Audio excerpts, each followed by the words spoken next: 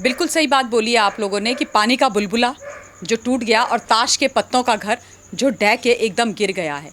अब चार्जशीट जो supplementary chargesheet है वो इस पोर्नोग्राफिक कंटेंट को बनाने और उसके बाद अपलोड करने वाले मामले में भर दी गई है मुंबई की क्राइम ब्रांच और वहाँ के प्रॉपर्टी सेल के द्वारा।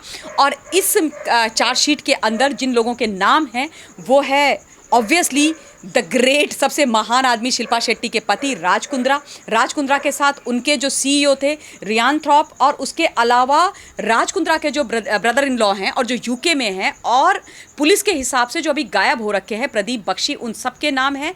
और ये सप्लीमेंट्री चार्जशीट है 1400 पेजेस 1467 पेजेस की ये पूरी की पूरी चार्जशीट है जो डिटेल्ड एक चार्जशीट है। और इसके अंदर सबसे बड़ी ये बात है कि पति तो है आरोपी और पत्नी है विटनेस। ऐसा भी आपने कभी देखा नहीं होगा, ना ही सुना होगा कि एक पत्नी जो इतनी बड़ी एक्ट्रेस है जिसका इतना बड़ा नाम है, उसका पति इस वक्त जेल की सलाखों के पीछे है। और आरोप कोई छोटा मोटा नहीं है, आरोप है पोर्नोग्राफिक कंटेंट को बनाना और उसके बाद उसको अपलोड करने का, जो हिंदुस्तान की धरती पर हिंदुस्तान के कानून के हिसाब से पूर्णतया इलीगल काम है, दंडनीय, बहुत बड़ा दंडनीय अपराध है। और इलीगल ही नहीं है, इमोरल अपराध भी है।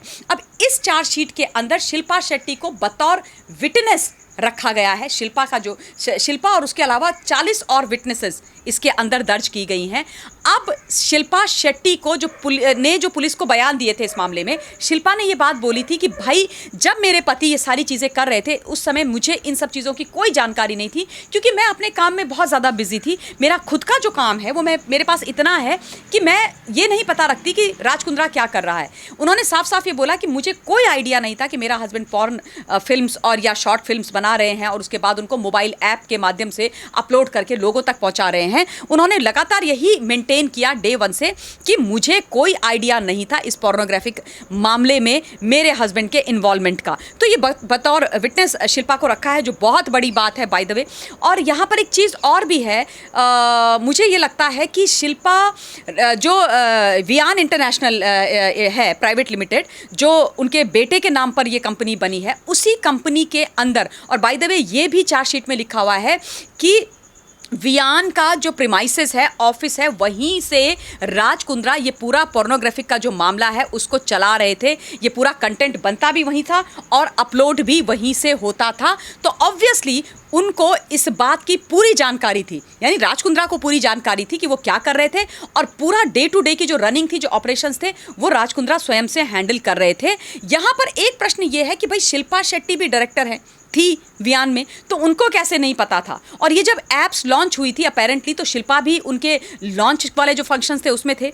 तो यहाँ पे मुझे बड़ा अजीब सा लगता है कि how come Shilpa didn't know anything about these apps, और ये जो सारे का सारा पोर्नोग्राफी वाला मामला हो रहा है। लेकिन ये बहुत बड़ा माइलस्टोन अचीव किया है मुंबई की पुलिस ने, क्राइम ब्रांच ने, कि एक सप्लीमेंट्री चार्जशीट 1467 पेजेस की भरी है।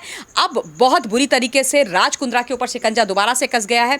उनका आगे का भविष्य क्या होने वाला है। शिल्पा शेट्टी के बारे में लगातार ये भी बातें आती हैं कि Shilpa doesn't want to stay with Raj Kundra, doesn't want to stay in Raj Kundra's house. वो राज कुंद्रा के घर से बाहर निकलना चाहती हैं क्योंकि उनका जो बेटा है उस पर भी बहुत बुरा असर पड़ रहा है। और इस बात में आई कंप्लीटली अग्री कि दो छोटे छोटे बच्चे हैं, बेटी तो बहुत छोटी है लेकिन जो उनका बेटा है वियान, वो समझदार है और उस पर उसके पिता के कुकृत्यों का, गलत कृत्यों का और इलीगल कामों का असर नहीं होना चाहिए। ये being a woman, being a mother, मैं भी मानती हूँ।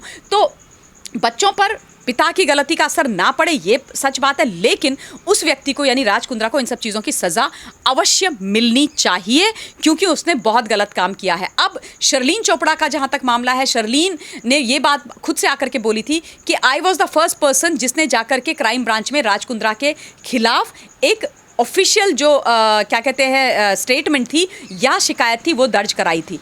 अब इस मामले में जब शर्लीन का नाम आता है, शर्लीन के लिए भी ऐप बना रही थी राज कुंद्रा की जो कंपनी है वो हॉटशॉट, तो ये सब जो ऐप भी बन रहे थे, मोबाइल ऐप, उनके बारे में भी शिल्पा का यही कहना है कि उनको नहीं पता था कि हॉटशॉट उनके हस्बैंड ने बनाया है या हॉटशॉट के बैन होने के बाद जो बॉलीफेम बना था वो भी उन्होंने बनाया है।